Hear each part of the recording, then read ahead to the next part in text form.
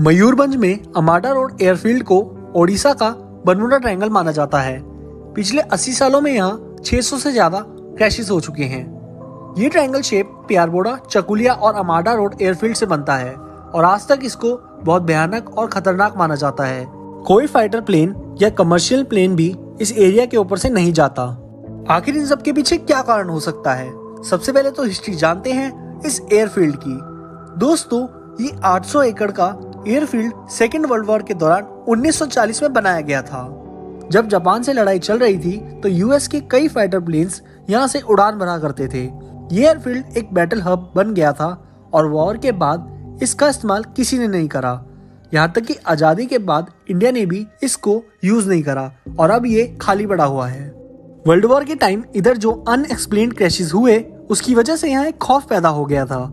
सबसे पहला क्रैश 4 मई 1944 में हुआ था, जब एक अमेरिकन प्लेन कनाडा के प्लेन से हवा में टकराया था और अमाडा एयरफील्ड में आकर गिरा। इसमें 4 क्रू मेंबर्स मारे गए थे। अगला क्रैश फिर 3 दिन बाद 7 मई को हुआ, जब अमेरिकन प्लेन टेक ऑफ के 20 मिनट बाद अपने आप क्रैश हो गया और 10 लोग मारे गए थे। 13 मई को एक और क्रैश हुआ, फिर 28 अक्टूबर को एक और, फिर 26 जुलाई 1945 को ब्रिटिश रॉयल एयरफोर्स के 2 क्रैश हुए। B-24 बॉम्बर प्लेन कम ऊंचाई पर टकरा गया और 14 लोग मारे गए थे।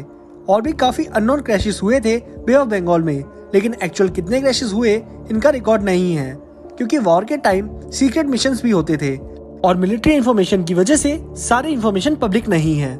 लेकिन ये तो बस अभी शुरुआत थी। फिर आए बर्मा ऑपरेशंस और चाइना हम्प ऑपरेशंस, जिन्होंने तबाही मचा दी थी। ये ऑपरेशन मिलिट्री सप्लाई मिशंस होते थे और इस हम्प रूट को ग्रेवयार्ड ऑफ एयरक्राफ्ट कहा जाता था। 6 में से 1 पायलट इस रूट में मारा जाता था। लगभग 594 एयरक्राफ्ट गायब हो गए थे और 1660 क्रू मेंबर्स मारे गए थे। आज भी प्लेन का मलबा मेघालय और अरुणाचल प्रदेश के पहाड़ों पर पाया जाता है। तो दोस्तों, आपने इतना सब तो जान लिया, अब बताते हैं इन सब के पीछे का कारण। सबसे पहले चलते हैं ऑफिशियल रिपोर्ट्स पे। सोर्सेज के अकॉर्डिंग आजादी से पहले और आजादी के बाद क्रैशेस पर इन्वेस्टिगेशन की गई थी, लेकिन सारे प्लेन्स डिफेंस के हैं और टॉप सीक्रेट कैटेगरी में आते हैं, इसलिए इन्फॉर्मेशन पब्लिक नहीं कर सकते। रिपोर्ट में लगभग 25 क्रैशेस दर्ज हुए हैं और कहा जाता है कि इन पर अच्छी तरह इन्वेस्टिगेशन नहीं की गई और मामले को बंद कर दिया गया। लेकिन कई लोगों ने भी इस पर रिसर्च की है और आज तक इसका रीजन एक राज ही है। आधे से ज्यादा दुर्घटना नॉर्मल वेदर कंडीशंस में हुई थी, तो मौसम का कोई रोल नहीं है इन सब के पीछे।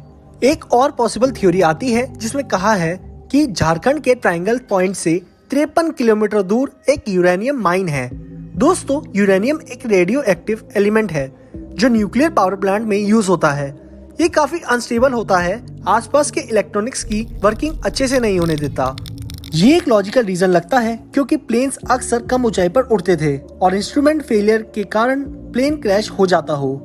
लेकिन दोस्तों, वॉर के टाइम ये माइन की लोकेशन यूजुअल रूट पे नहीं आती थी और सबसे ज्यादा क्रैशेस इसी ट्रायंगल के अंदर ही होते थे। इसलिए ये रीजन बस एक थ्योरी ही है और कोई प्रूफ नहीं है कि यूरेनियम की वजह से ये सब होता था।